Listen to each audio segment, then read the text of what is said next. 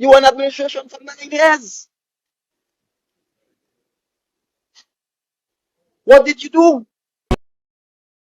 I feel compelled, Mr. Speaker, first of all, to commend the Leader of Government Business for a sterling presentation to the Honorable House when he presented his minister's statement specific to the relation of housing, and for his additional clarification that he raised in the question of equity. But, Mr. Speaker, you know, I at the risk of being political, I will be so. Because I want us to be accountable to people. These homes were completed at least, Mr. Speaker, at least 1 year. At least 1 year. At least, and in some instances, more than 1 year, before there was a change in administration. So my learned and distinguished friends had the opportunity to craft any policy they wanted in relation to these homes. They could have given them out if they wanted to. They could have rented them if they wanted to. They could have sold them if they wanted to. They could have done a combination of all three. They kept them locked up on the secure keys. The public couldn't even go. I went to the current housing scheme. I was not permitted to enter. The security guard told me I cannot even come on the compound. Why?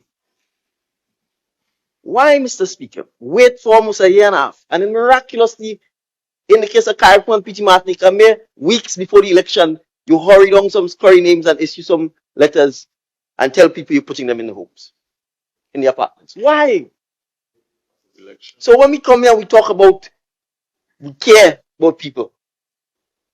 And some people can't afford. Of course, we know some people can't even afford the 250. You were in administration for 9 years. What did you do? Well, COVID, what did you do? So, Mr. Speaker, we accept that the housing situation in Grenada is dire. We accept that the responsibility now falls to us to try and address this situation. But let us be real, Mr. Speaker. If, and there are many persons, because you could just go down on St. John Street and you can see people on Melbourne Street sleeping in the bus terminal. You can go on St. John Street and see people sleeping. There are homeless people all over Grenada. Have we constructed homeless homes in the last 9 years to house them? No. So let's really talk about the poor and vulnerable now. Have we constructed homes to deal with the addicts? Whether it's alcohol or drug addicts? No. So, Mr. Speaker, we recognize that it is the government's responsibility to try and address the housing situation for those who are most vulnerable. These apartments, respectfully, Mr. Speaker, are not the ideal home setting for doing so. And there are obvious reasons why. There are apartment type 3-story buildings that our culture and our historical practice is not used to. We are not used to 3-story buildings. We are not. And therefore, if you're going to ask some of the most vulnerable, for example, persons in the 60s and 70s to go into those buildings, it will not suit them. Sorry. When the buildings were constructed, no laundry facilities were put in place. Whereas a 65 or 70-year-old going to, they can't use those. So we obviously, Mr. Speaker, have to find alternative housing arrangements to treat with it. And so what this initial phase 2 is meant to do is to give persons who, yes, are at the lowest income, but who are employed, an opportunity to own a home so that it is theirs, so that you're not beholden to some MP or caretaker or some no-good politician who want to basically tell you, rent, and I can always throw you out if you don't vote for me, or put you in a building with no arrangements for the common parts of the building to be maintained. Who's maintaining the hallway? If you're in a 3-story building and there's a leak at the top floor, who's maintaining the roof? Who's maintaining the steps? Who's maintaining common facilities, the grounds? You could go to Subi's, you can go to Mount Russia and see that. That is a policy that failed, because if you put people into a building and there is no policy and no resources to maintain it, to care for it, it will deteriorate amongst them, and they will still end up with nothing, even if they pay rent. And you keep them poor. That's what it's designed to do. Keep them coming back to you. All of us, Mr. Speaker, all of us grew up, for the most part, in wooden homes. We aspired. We had some ambition. Our parents, the villages, the people encouraged us. Some people would start by building their own little brick and continue and continue. So, Mr. Speaker, we recognize that there are many citizens who, not just by happenstance or by luck or by sickness, but by deliberate government policy, have put them in a position where in their 30s and their 40s, they do not have the opportunity to own a home, and they do not have the opportunity to buy a piece of land. Deliberate government policy by this administration, this former administration. So when you hire people and you keep them as imanis at $700 for 10 years, of course they will never be able to own a home or afford. It's not sickness. It's not accident of birth. It's deliberate government policy. So you have to come back all the time. How you own a home? So when we are giving them the opportunity now to pay $250 to own their own home, that is what empowerment is about. So don't come in this house and play self-righteous about some people can't afford. If you employ people for 10 years and call them money, keep them temporary. Don't even pay a nice for them. You can fire them at will. They can't even buy food. So we don't need to talk about housing. And you are telling them and their children that that is their lot in life, that they're destined for that. And I keep saying this, with these policies, would you put your children on it? Are you going to send your child to become any money? Are you going to accept that it's okay for your child to work for $700 for 10 years for the state of Grenada? Mr. Speaker, let's be clear here.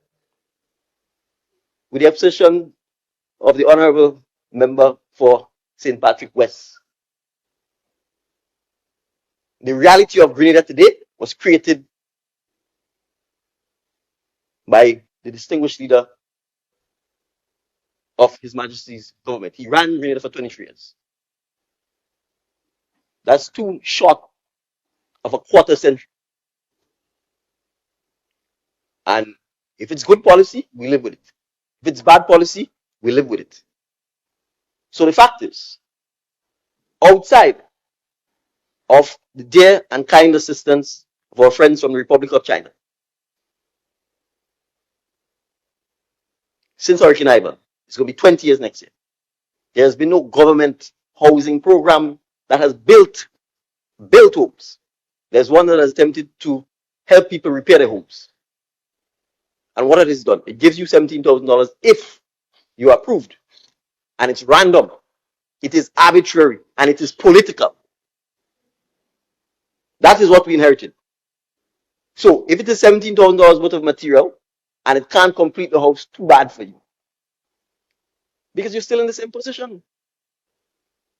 And as the state, you will end up spending millions and millions of dollars and you still look wrong and people's housing stock has not improved. And as the minister said, it's not just about housing, it's about building communities. So we like to politicize everything. We like to pretend to people that we care about it. But we don't live like that.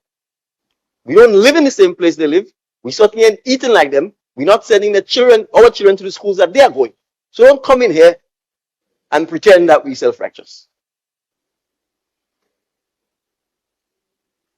I go by that. Last Friday, I took the housing coordinator, whatever title he has, to a village in Lakalum. And he said, PM, people living here. I said, keep walking. And when he went through the track, he saw the 3 and the 4 and the 5 and the 6 houses. And I was like, yes, people living here. And I want you to come. And I want you to go into the house with me so you see the condition that people live in. And as people would say, his skin crawled when he saw the condition. So that is what we are dealing with here. So don't come with this talk and make it seem as if we don't understand the plight of the people who are poor and vulnerable. We understand the plight. We understand that we need to help them to get out of it and not to exploit them.